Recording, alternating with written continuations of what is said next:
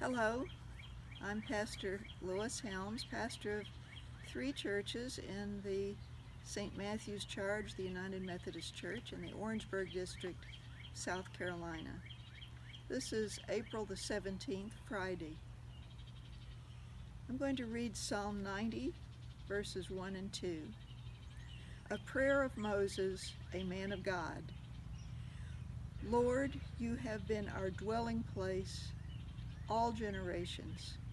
Before the mountains were brought forth, or ever you had formed the earth and the world, from everlasting to everlasting, you are God.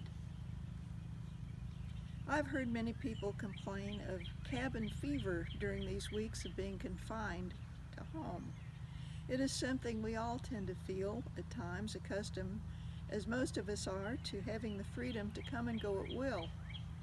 But now the only legal excuse for leaving our property is to go somewhere for an essential purpose and then return immediately home.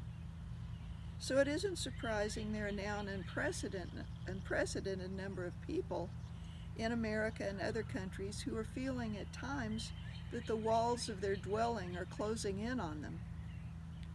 But the psalmist reminds us to not just focus on these confining walls, but to remember that at all times, every moment, we in fact are dwelling not just in this physical world, but in the loving heart of God, which is infinitely wide, broad, and high. When we meditate on His presence, we can feel our souls and minds expanding far beyond the confinement of our physical condition. Let us pray.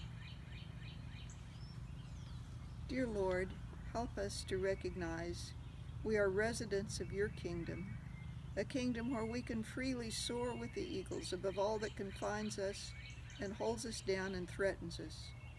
Thank you for that freedom of spirit, and may we ever seek to dwell within its glory with you. Amen.